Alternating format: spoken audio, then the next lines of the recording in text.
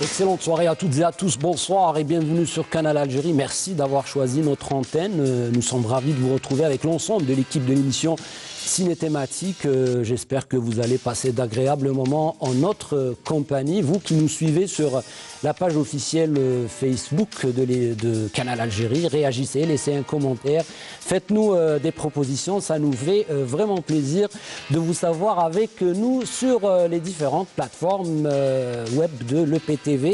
Ce vendredi soir, nous allons bien sûr ouvrir une nouvelle page douloureuse, une autre page douloureuse du passé de notre pays. Il s'agit bien sûr de cette histoire des camps de regroupement et des camps d'internement spéciaux aux camps de concentration durant la colonisation française en Algérie. De 1954 à 1962, des millions d'Algériens, et oui, je ne me trompe pas, des millions de nos concitoyens ont transité, séjourné et malheureusement parfois ont laissé leur vie dans ces lieux de torture et d'humiliation et d'inhumanisme. Selon le professeur Mustafa Khiyati, qui a consacré des ouvrages sur les camps de concentration, sur cette partie-là de notre histoire, il parle de plus de 2300 camps de concentration durant la colonisation. Et puis le documentaire de Saïd Olmi sur les camps de regroupement, c'est juste une pièce à conviction contre ce crime d'État qui a été commis par la France en Algérie. Et le film de Nasreddine Ghenifi, Nous n'étions pas des héros, est une preuve vivante de ce qui s'est passé en Algérie et ce qui a été commis comme sauvagerie contre le peuple algérien. Sans plus tarder, je vous invite à voir un extrait de votre film de ce vendredi soir, Nous n'étions pas des héros, réalisé en 2007 par Nasreddine Ghenifi et une équipe magnifique, avec même des volontaires qui ont voulu porter ce film pour justement rendre hommage à nos aïeux et puis faire la transmission de notre histoire. On regarde et on revient juste après.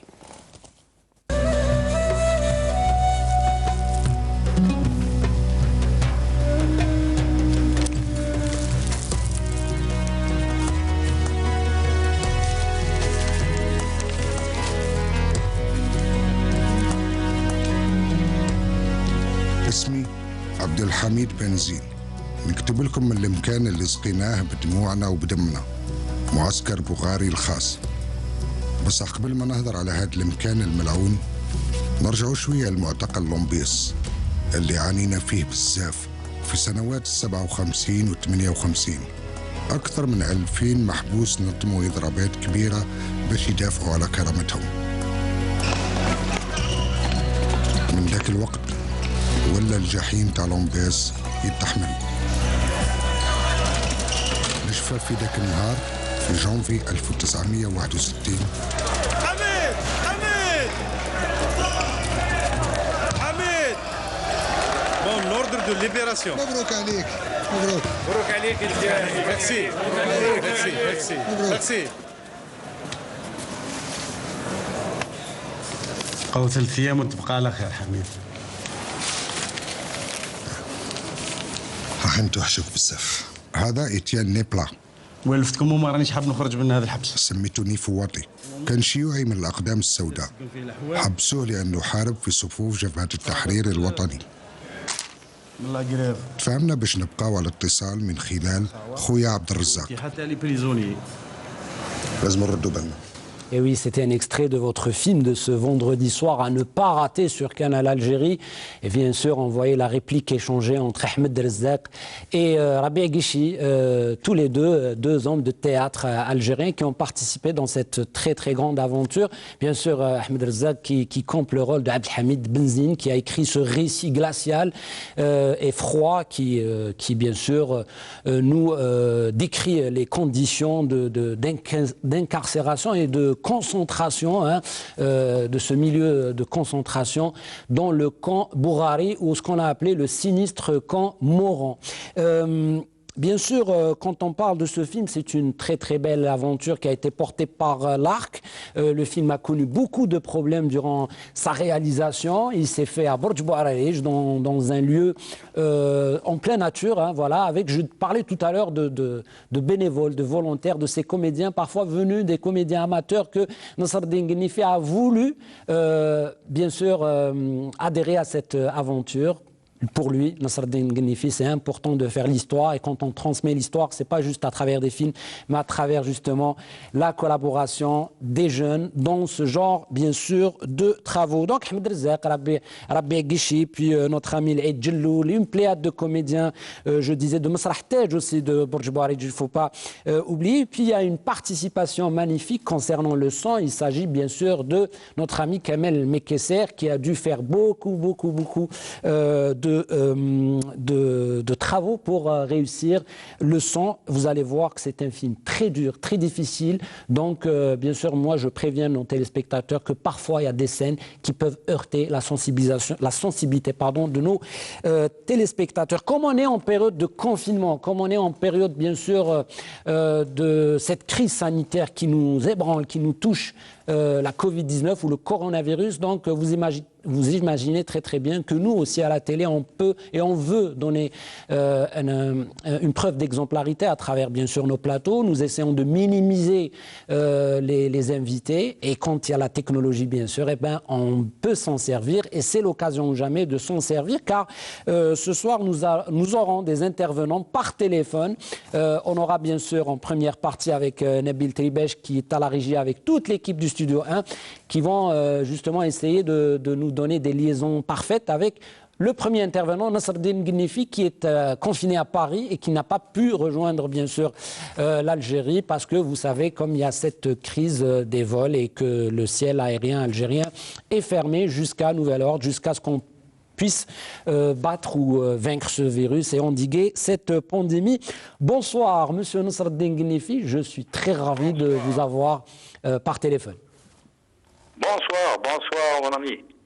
Vous allez bien? D'abord, j'ai envie de poser cette question. Est-ce que ça va? La santé, ça va? Toute la famille va bien? Ça va pour l'instant, ça va très bien, pas de soucis.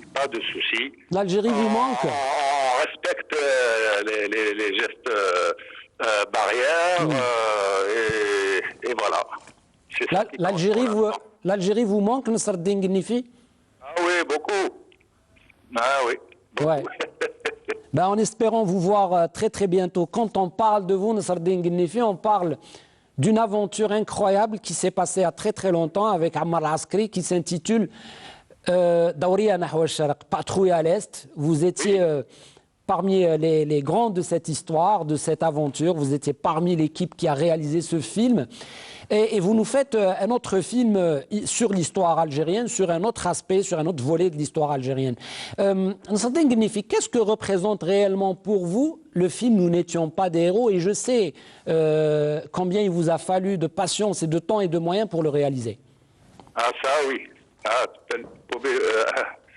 C'est une longue histoire en effet. Mais bon, on n'a pas le temps de tout raconter. Mais de toutes les façons, ça se fera plus tard dans mes mémoires. Oui. Voilà. Et donc, ça représente quelque chose de très important pour moi à cette époque. C'est-à-dire que quand j'ai trouvé vers 1981-82, je crois. Oui. Quand j'ai trouvé le livre en vente dans une librairie à Alger. Le camp d'Abdelhamid Benzine. Absolument, oui, tu as raison de préciser. Le camp d'Abdelhamid Benzine. Ce livre a été rédigé donc par l'auteur pendant sa détention. Oui. Pendant qu'il était détenu à ce fameux camp Moran, à Bouhari. Et il a rédigé clandestinement, bon, on le voit dans le film, caché sous une couverture, sous la protection de ses camarades co-détenus, oui. Qui lui signalait, bon, si une sentinelle passe de très près, ou bon, il lui signale par des toussements, tout sautement, comme ça, lui, hop, il cache ses papiers. Oui. Et donc, ce livre est sorti clandestinement du camp. Il a été fuité. Il a été fuité. Oui, caché d'un double fond, d'un coup fin, que sa mère un peu plus tard, quand ils ont commencé à recevoir de la visite familiale, des visites familiales, est caché dans un double fond, du Couffin, toutes les correspondances. Donc, il sortait comme ça, les papiers, ils sortaient comme ça. On est à la barbe des sentinelles qui fouillaient tout, pourtant. Et le livre est arrivé jusqu'en France par l'intermédiaire de tout un réseau. Et là, en France, il a été édité aux éditions sociales bien avant le cessez-le-feu, avant l'indépendance, hein, en janvier 62. Oui. Voilà. Et donc, chez les éditions sociales, si je ne me trompe pas. Hein? Je disais chez les éditions sociales, si je ne me trompe pas. Oui, effectivement, les éditions sociales. Bon, entre parenthèses, le livre a été réédité une dizaine d'années plus tard par la NEP. Hein, oui. Le même livre. Voilà. Alors, donc, quand je l'ai lu, je suis resté ahuri par tout ce qui s'était passé à ce moment-là. Et en même temps, je me suis dit, oh là là, ouais, il faut pas que ça reste comme ça. Et ce serait bien d'en faire un film. Oui. Oui, mais à cette époque, faire un film, c'est pas tout de suite quelque chose qui allait se réaliser. Oui.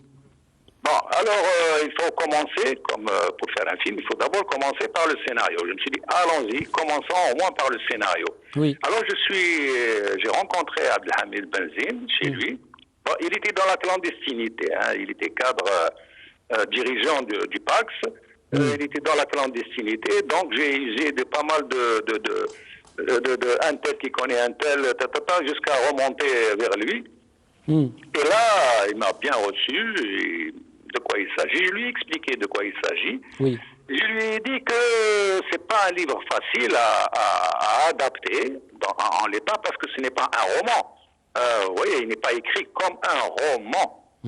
Mais comme une lettre écrite à un ami, comme ça, où il saute d'un sujet à l'autre, il n'y a pas de véritable chronologie, une véritable dramaturgie, etc., comme un livre littéraire, disons, classique. Il ne pouvait pas, c'est pas possible, il ne pouvait pas, dans les conditions où il avait... Et alors, on y va, on a commencé à travailler sur le scénario, je lui ai posé des questions, c'est-à-dire des questions dont je n'ai pas trouvé la réponse dans le livre. Pardon, Sardine Ghenifi, des questions comme quoi, par exemple? Des questions sur comment vous étiez habillé. Oui. Qu'est-ce que vous mangiez? Oui. Est-ce que vous les mauvais traitements, il en parle de toutes les façons. Les mauvais traitements, il en parle. Ben oui. Il dit un max de choses. Et ensuite, est-ce que des trucs, si vous voulez, pour alimenter une fiction cinématographique, il faut des trucs visuels. Alors, par exemple, vous mangez dans quoi? Quelle est la vaisselle dans laquelle vous mangez? C'est-à-dire chercher les petits détails pour être dans un film qui raconte l'authenticité de ce qui a été réellement vécu par les Algériens. Exactement. Je cherchais, ça c'est le côté documentaire, je cherchais tout cela pour que ça soit crédible. Oui. Hein? Donc voilà, ça va jusque-là. Est-ce que vous avez des cuillères? Est-ce que vous allez chez le coiffeur? Parce est-ce qu'il y a un coiffeur? Oui. Qu'est-ce qu'il fait? Comment? Des choses comme ça. Voilà. Nasreddine, Monsieur Ghenifi, j'ai envie de vous poser cette question. Quand on regarde le film, notamment quand on l'a vu en avant-première, bien sûr, quand la presse l'a découvert, à un moment donné, c'est vrai que qu'on plonge dans une sorte de violence incroyable, parfois physique, parfois elle est morale. Il y a des humiliations, il y a des viols aussi. Il faut pas avoir peur de le dire. Des Algériens ont été violés par des mercenaires, par des légionnaires, par des nazis qui ont été récupérés, des Allemands qui étaient convaincus de la cause nazie. Hein. Je ne sais pas si c'est correct de dire ça comme ça, parce que ce n'est pas une cause du tout. Ils viennent en Algérie pour le pur plaisir et pour le simple plaisir de violenter des personnes, parce qu'ils détestent les Arabes, ils détestent les musulmans, ils détestent les Juifs, ils détestent toutes les races, quoi. Ils détestent l'être humain. Et pendant ce film, on est vraiment dans un... C'est pour ça que je disais tout à l'heure, je prévenais les téléspectateurs que c'est très très violent. Comment vous avez pu vivre ces moments avec les comédiens? Est-ce qu'à un moment donné, vous êtes arrêté en disant c'est dramatique ce qui s'est passé, c'est sauvage ce qui a été fait, c'est un crime contre l'humanité qui a été exercé ici en Algérie par l'armée française? Oui. Les comédiens ont découvert, les comédiens français qui ont travaillé avec moi, les Algériens et tout ça, ils ont découvert tout cela. Mais évidemment, vous l'avez remarqué, dans le film, je n'ai pas filmé des séquences les plus violentes, les plus insupportables. C'était pas possible. De toutes les façons, je craignais de tomber, même si je voulais, je craignais de tomber dans ce qu'on appelle le voyeurisme. Et aussi de beaucoup gêner le spectateur quant à telle ou telle action violente de la part de ces nazis, de ces SS, etc. Et donc, je recours plus à la suggestion. J'en ai montré évidemment quelques actes de violence, mais tout le reste, c'est plutôt suggéré. Un peu de temps en temps dans le dialogue, un mot par-ci, un mot par-là. On les voit maltraités, on voit les détenus ensanglantés. Donc on devine, on comprend ce qu'ils ont subi. Oui. Voilà. Sinon, tout raconter, tout montrer, ce qu'a décrit Benzine, Oui, je parlais de la difficulté du tournage de ce film, beaucoup de problèmes techniques, parfois des problèmes d'ordre financier, je pense. Vous avez eu des amis qui vous ont entouré, et je pense qu'après la sortie du film, vous avez eu un bon feedback. Oui. Kamel Mekesser, qu'est-ce que vous pouvez nous dire sur la contribution de Kamel et puis d'Ahmed Rezzaq et toute l'équipe qui vous a entouré? Parce qu'on va finir avec ça, parce qu'on va donner la parole juste après vous à M. Mohamed Rebbah qui connaît cette partie-là de l'histoire et qui connaît même un certain camp sinistre aussi, le camp Paul Cazel. Donc, qu'est-ce que vous pouvez dire ce soir, Nasreddine Gnefi, à partir de Paris, à toute votre équipe qui vous a soutenu pour faire ce joli travail mémoriel, hein, je ne dirais pas oublier. que toute l'équipe m'a soutenu. Enfin, par rapport au son, il y a eu deux ingénieurs du son. Le premier, ça a été Mekesser. Le deuxième, c'est Najib. Aïe, là, son nom, il vient de m'échapper. D'accord. Donc, deux ingénieurs du son qui ont travaillé sur le film, parce que le film s'est arrêté à trois reprises à cause de ces problèmes administratifs, bureaucratiques, d'incompétence de la production, et que ce soit au niveau de la production exécutive, aussi bien qu'au niveau du producteur officiel, c'est-à-dire à ce moment-là, c'était l'ARC. Après l'ARC, ça a été le CADC. Donc là également, il y a une espèce de mentalité, hélas, qui ne correspond absolument pas à ce qu'exige une production cinématographique. Par exemple, on va certainement consacrer une émission pour cela, je pense, j'espère en tout cas, Nasreddine Gnefi, parce que dès votre retour et en espérant avec beaucoup de positivité qu'on va se débarrasser de ce coronavirus une fois pour toutes et pouvoir revenir à nos habitudes et faire de grands plateaux et pouvoir discuter justement sur la production cinématographique, ses problèmes en Algérie. Monsieur Nasreddine Gnefi, mes amitiés, mes salutations. C'est trop long et trop compliqué à raconter comme ça. Voilà, mais ok, d'accord. Merci beaucoup, Nasreddine. Merci de nous avoir prêté attention, enfin, de nous avoir donné de votre temps. L'équipe vous salue, Nabil Tribesh vous salue et à la prochaine. Et vous restez avec nous, bien sûr, vous suivez l'émission et voir le film, en tout cas ce soir sur Canal Algérie. On va vous laisser avec un deuxième extrait du film, le temps d'avoir Monsieur Mohamed Rebbah, l'historien. C'est un avant-goût de ce que vous allez pouvoir voir juste après le débat dans cette émission de ce vendredi ciné-thématique célèbre le 58e anniversaire de l'indépendance de notre pays.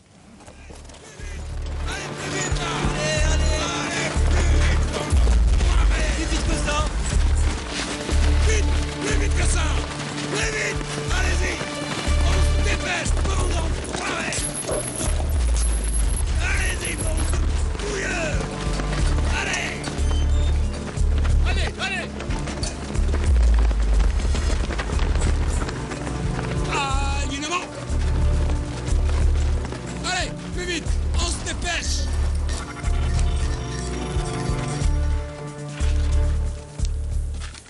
Qui parle français? Moi.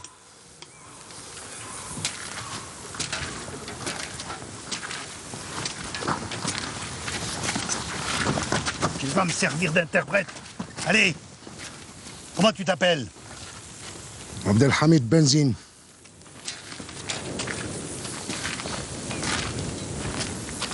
Je suis le sergent-chef Dirger de la 221e compagnie de réserve du régiment étranger et commandant de ce camp spécial.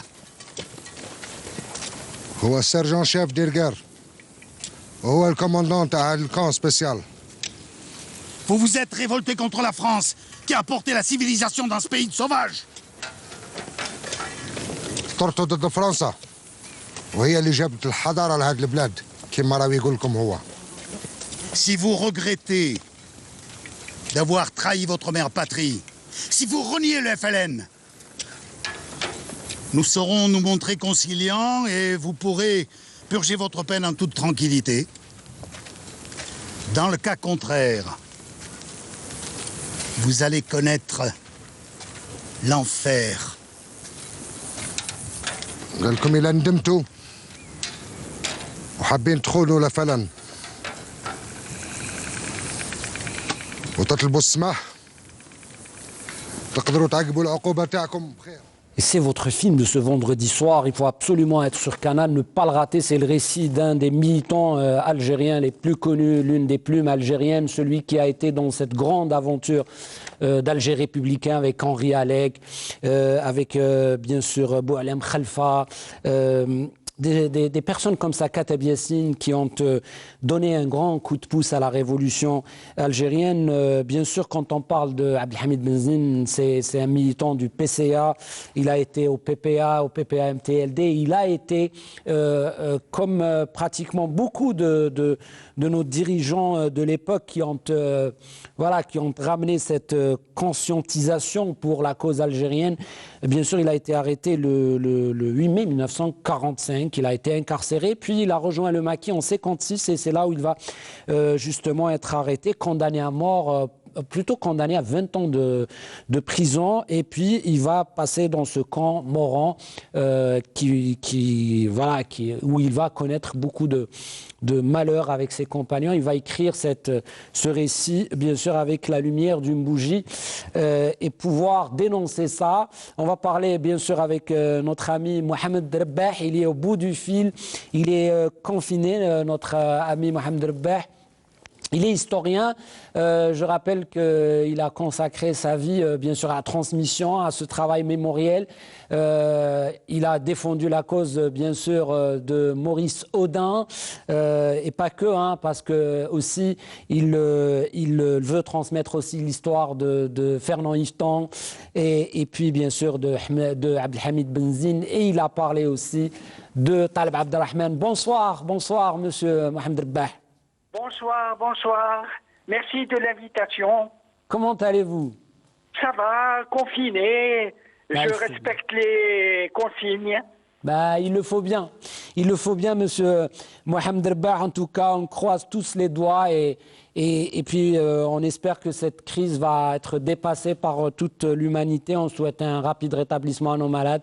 Et puis à celles et ceux qui ont perdu un être cher, on leur souhaite beaucoup de courage. On est avec eux.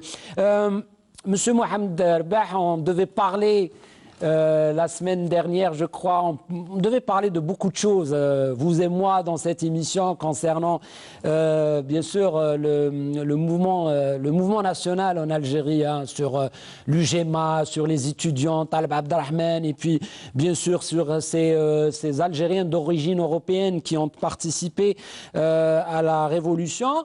Et ce soir, on va parler de Abdelhamid Benzine qui a fait ce magnifique récit concernant le camp de Bourari, le camp Moran. Vous qui avez vécu cette période, comment pouvez-vous, monsieur Ahmed Rabbah, nous décrire ces lieux sinistres? Comment vous, Algériens, vous les avez vécus, ces camps-là, de regroupement, de concentration? Voilà, comment vous les avez vécus? Eh bien, j'ai fait l'expérience du camp de Paul Cazel. Je parle souvent du camp de Paul Cazel. C'est du côté de Djelfa. Parce que c'est un camp qui sort de l'ordinaire. Il y avait des camps d'internement qui avaient été ouverts comme Aflou, Djorf, Berwagia, dans le cadre de l'état d'urgence. Mais ce camp de Paul Cazel a été ouvert dans la période de la grande répression, ce que les Français appellent bataille d'Alger, mais c'était la grande répression, quelque chose de cruel. Oui. Et le pouvoir avait été donné aux militaires, à Massu. Le gouvernement de Guy Mollet lui avait confié le pouvoir de police et le pouvoir militaire. Et ils ont ouvert le camp de Paul Cazel, qui est situé à 250 km au sud d'Alger. C'est du côté de Djelfa aujourd'hui. Et un camp, un champ immense, sablonneux, qui était prévu pour recevoir 50 000, il faut bien le noter, 50 000 internés. Ouais. C'était dans ce cadre donc de la répression. Il a été ouvert le 6 février 1957 et j'étais parmi ceux qui ont été les premiers donc dans ce camp. Oui. Et un camp terrible où il y avait c'était un camp dirigé par des militaires. Oui. Le chef de camp était un commandant. Entre parenthèses, on l'appelait fil de fer parce que il était long et très maigre. Et un dictateur cruel. Vous gardez un mauvais souvenir, monsieur Ahmed Rbah. Vous en gardez un mauvais souvenir? Oui, avec le temps, c'était normal, c'était la guerre. Oui. On ne peut pas dire, on a souffert, parce que le peuple entier, il y avait beaucoup plus de... D'ailleurs, en parlant du camp de Moran, où j'ai vu le film, Abdelhamid Benzine a écrit le livre à l'intérieur du camp, et c'est grâce à cet écrit qu'il y a eu à l'extérieur, on a su ce qui se passait. Oui. À côté, c'est rien, absolument rien. Mais le camp de Paul Cazel, particulièrement le premier semestre, était un camp terrible. Il n'y avait pas... donc c'était les militaires, les interrogatoires étaient fréquents, menés par des militaires. C'était un camp de suspects. Oui. C'est-à-dire, ils ont mis des gens là-dedans et ils les interrogeaient et ils les soupçonnaient d'être dans la lutte. Alors, il n'y avait pas le problème de l'hygiène, il y avait l'alimentation, il y avait le couvre-feu de 8 h du soir à 7 h du matin, donc même pour faire ses besoins, comme on dit, naturels, biologiques, de la guitoune, c'était un camp de toile. Et le travail forcé, c'est les détenus qui ont finalement construit le camp. C'est-à-dire, ils ont mis des barbelés parce qu'il était construit en bloc, c'est-à-dire des quartiers, où il était impossible interdit d'aller de bloc en bloc. Monsieur Mohamed Rbah, est-ce qu'à l'époque, vous aviez reçu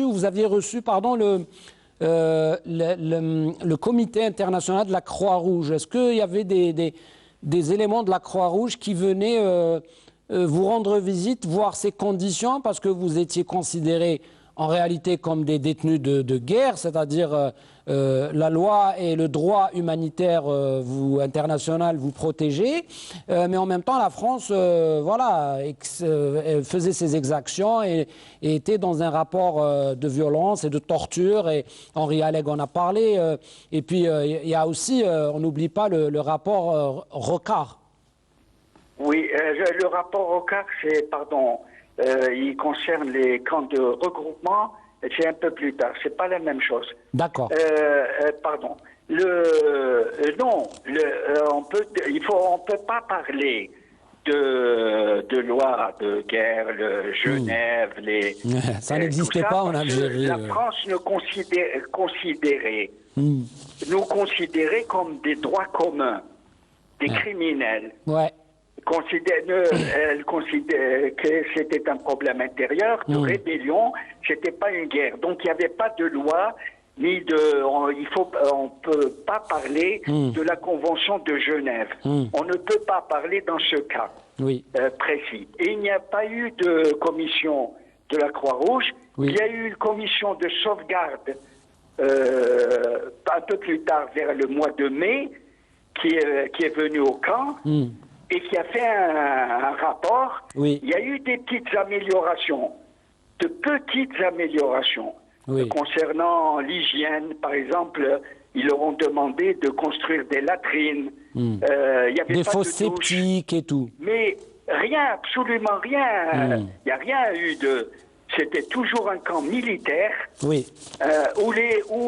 les détenus n'étaient même pas déclaré. Ça, je le dis parce que par la suite, j'ai demandé à la wilaya si nous étions dans les archives, s'il y avait des noms. Non, il n'y avait pas de nom. Voilà, donc c'était complètement... on incarcérait les gens comme ça. C'est un camp qui était entre le centre de tri et de transit et le camp de Berwaguia, Flou, George, c'était en construction, en dur. Mais là, donc, c'est clandestin. Et il venait, il y a des co-détenus que j'ai bien connus. Je peux citer leur nom, Mustafa Tifi, qui était chef scout, un camarade de classe, Baba Abdelkarim, qui était avec moi au scout. Ils sont venus les prendre et ils ont disparu. Donc, et il y avait aussi un autre, Mahdawi, c'est Abdelrahman Mahdawi, qui a été libéré, jamais ils l'ont lâché, ils l'ont pris et disparu. Donc, on ne sait pas. C'était un clan, finalement, semi-clandestin. Personne ne pouvait s'approcher. Et il y avait des tirs de mitrailleuses pour ameuter, et c'était faire peur. Et il y avait un militaire qui nous les appelait les demi-félagas. D'accord. Alors, pour eux, nous étions effectivement des suspects. Voilà. Effectivement. Benjamin Stora a écrit aussi des choses terribles sur ces camps. Il a dénoncé plein d'exactions et d'humiliations et des actes sauvages et inhumains. Il y a Fatima Ben Snassi Lankou aussi qui a consacré un travail remarquable sur les camps de concentration et de regroupement et d'internement et parle de 40% de la population algérienne a dû vivre ces moments-là, difficiles, durs, et parfois il n'en revient pas, ce qui égale un petit peu à 3 millions d'Algériens qui ont subi ces actes, encore une fois, inhumains et sauvages. Je vous remercie beaucoup, Monsieur Rebeh, d'avoir merci, mais simplement apporter une petite précision. Oui, bien sûr. Pour la réalité des faits, par exemple, concernant Abdelhamid Benzine, pour la réalité des faits, pour être conforme avec l'histoire. Bien sûr.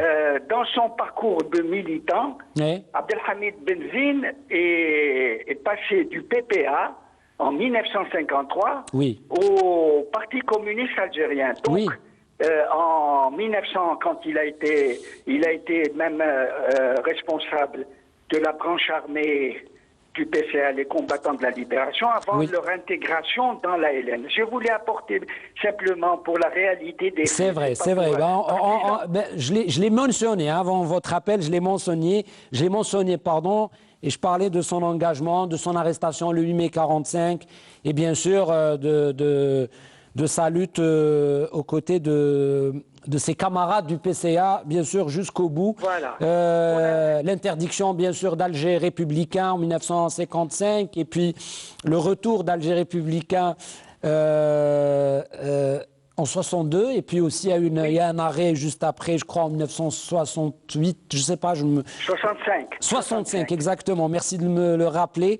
Monsieur Rebah, merci beaucoup. J'espère vous recevoir sur le plateau de Ciné Thématique rapidement, après cette phase de crise.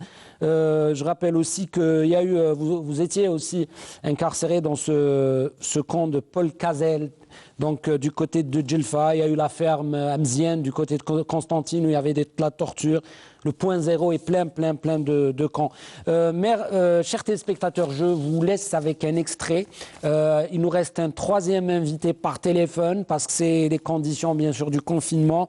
L'Aïd Djelloul, un comédien qui a participé dans ce film. On veut bien avoir l'avis d'un comédien, comment il a vécu, comment il a découvert ce récit de Benzine, du camp, et puis comment il a vécu l'expérience avec Nasserdine Gnifi. Un extrait bref avec bien sûr Nabil Tribesh à la régie, et on va voir l'Aïd Djelloul. On y va.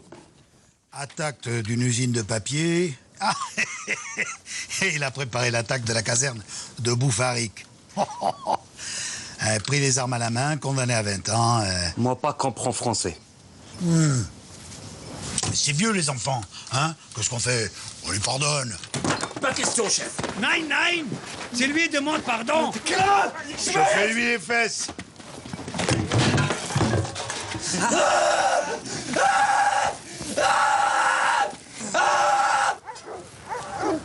Clip. Schmied.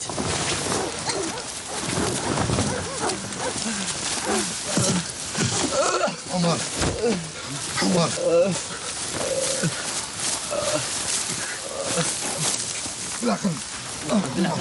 Clip. ما تقدروش تعرفوا واش داروا فيه هاي شوف لي ربي رجعنا للعوام الكحلة تاع لومباس. نسيت لها تضربوا فرصي. صبر. ما لازمناش نركعوا له. ما عندنا ما نديرو. اللي عنده فكرة واحدة أخرى يقولها.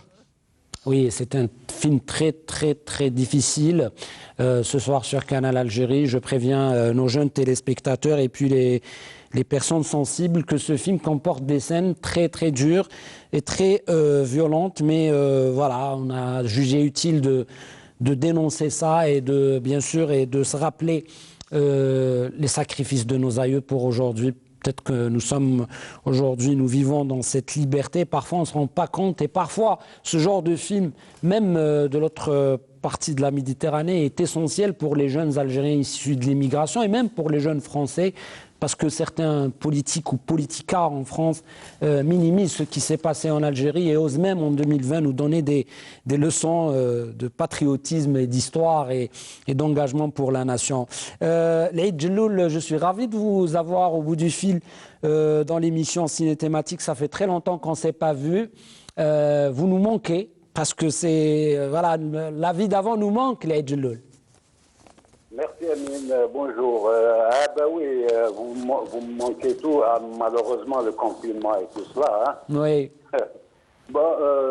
Mais c'est bien parce que c'est bien ce que vous faites à travers vos interventions sur la toile, avec cette sensibilisation que vous faites pour le respect des mesures barrières et de impérativement porter des masques et garder la distanciation physique et éviter de sortir et d'essayer d'en finir rapidement avec cette crise.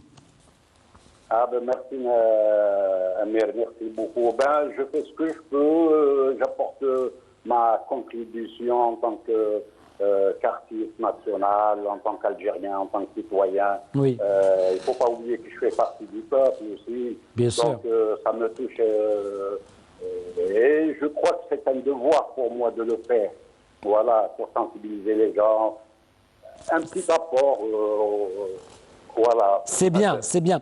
L'Aïd, ce soir, il s'agit bien sûr d'une page de notre histoire très douloureuse. Il s'agit bien sûr de ces camps de regroupement et de concentration et ces camps spéciaux où on torturait les Algériens, où on les bâillonnait et on les violait aussi. Et quand je parle de viol, il y avait un viol physique, il y avait un viol moral et mental. Il y a eu de l'humiliation. Vous avez participé dans cette aventure. Vous avez eu le rôle, bien sûr, d'un légionnaire français. Sanchez, c'est un légionnaire. Oui. Oranais d'origine espagnole. Voilà. Et c'est un personnage qui est très sensible, qui est croyant, qui est contre la violence et tout ça. Voilà. Donc c'est un beau personnage. Donc j'étais très très content de l'avoir incarné. Mais L'Aïd, j'ai envie de vous poser cette question. Pardon, L'Aïd. La première question que je voulais vous poser, c'est comment avoir découvert ce récit du camp de Abdelhamid Benzine pour vous? Est-ce que vous connaissiez déjà le récit, le livre? Est-ce que vous l'avez lu déjà ou pas? Ou c'est grâce à cette invitation de Nasreddine Ghennifi que vous avez pris connaissance de cette partie-là de l'histoire qui a été méconnue par beaucoup jusqu'à pas longtemps? Oui, justement. Bon, par l'occasion, je salue Nasreddine Ghennifi que je n'ai pas vu pendant, ça fait déjà environ une année. Je le remercie d'abord, je le remercie d'avoir rendu hommage et mis sous son vrai nom ce brillant intellectuel, militant de la cause nationale et l'un des plus grands révolutionnaires pendant la guerre d'Algérie, qui est Feu Abdelhamid Benzine, Allah yarhamou alayh. Et ce film, grâce à Ghennifi Nasreddine, Yateh as-Saha, a mis Abdelhamid Benzine, Rabbi yarhamou, sous son vrai jour. Comme tu viens de me dire c'est vrai, il n'est pas très connu par le grand public, Abdelhamid Benzine. Mais il est très connu chez les intellectuels, chez les militants. Ou déjà Qudwa. C'est une... Je sais pas, je perds mes mots parce que ces gens-là, quand je parle de ces personnes, ces gens-là, Moujahidine, Chouhada, des véritables Moujahidine. C'est grâce à eux d'ailleurs que nous sommes là. Grâce à eux. Malheureusement, moi je suis très content que vous fassiez le film, ne serait-ce que pour les générations qui n'ont pas connu la guerre, qui n'ont pas connu cette misère dont ils ont vécu nos aïeuls, malheureusement. Mais c'est grâce à Benzine et ceux qui sont comme Abdelhamid Benzine, grâce à eux, c'est des gens qui ont fait beaucoup pour l'humanité, c'est-à-dire qu'ils ont fait beaucoup déjà pour l'Algérie, pour l'indépendance de l'Algérie. C'est vrai. Donc c'est pour cela que je remercie beaucoup Nasreddine Ghennifi pour cet hommage à Abdelhamid Benzine. Merci beaucoup, L'Aïd Djelloul. Je voulais peut-être, avant de finir cette émission, est-ce que vous pouvez nous dire un mot par rapport à l'équipe avec laquelle vous avez travaillé, notamment nos amis comédiens Ahmed Azzaq, puis Rabia Guichi de Borj Bouarij, Ali Bidjou, Abbas, tous ces gens qui vous ont entouré. Qu'est-ce que vous pouvez leur dire aujourd'hui? Et on va finir avec ça. Voilà, vous me donnez l'occasion au moins de remercier remercier très fort la population de Borj Bouarij et surtout là où les montagnes, là où on a tourné. Je remercie beaucoup cette population qui est celle de Borj Bouarij. Je remercie l'équipe technique, je remercie les comédiens. Ils ont été fabuleux, ils ont été merveilleux, et d'autant plus qu'on a tourné dans des conditions vraiment dures, parce que la montagne, machin et tout ça, c'est pas facile, mais par rapport au sujet, par rapport à ce film... Ça valait la peine, ça valait le sacrifice et la peine. Exactement. Exactement, voilà. Merci voilà, beaucoup, Eid Djelloul. À travers vous, bien sûr, je salue tous nos amis. À travers vous aussi, je salue Abdallah Agoun et puis un hommage aussi ce soir à notre ami Sherif Agoun qui aurait aimé peut-être participer à cette émission et nous voir. Il encourageait cet espace et aujourd'hui il nous manque. Ça fait presque déjà une année qu'on s'est séparés. Merci beaucoup, Eid Djelloul. Restez avec nous. Vous allez voir le film avec nous. Vous allez le découvrir. Nous, on vous souhaite tout ce qui peut être bien dans la vie, le bonheur et la joie et la santé surtout. Quant à moi, chers amis téléspectateurs, je vais vous laisser avec le film Nous n'étions pas des héros de Nosraddin Ghenifi, sorti en 2017. Le film n'a pas été très vu en Algérie, donc c'est presque une avant-première. Donc profitez de ce film qui parfois est violent. Donc j'avertis nos téléspectateurs que parfois les scènes peuvent heurter la sensibilité, votre sensibilité. Et puis comme on est en période de confinement, on ne cessera jamais de vous dire faites très attention, portez le masque, distanciation et puis restez chez vous, restez auprès de votre famille, essayez de trouver d'autres occupations le temps que nous arrivons, j'espère, à endiguer cette crise. Merci Nabil Tribesh de nous avoir réalisé cette émission. Merci à Radia Abou Amer, au Scriptana, et merci à toute l'équipe du Studio 1 qui nous porte depuis le mois de Ramadan pour ce cycle consacré au mouvement national, à la naissance du mouvement national. Au revoir, prenez soin de vous. Merci.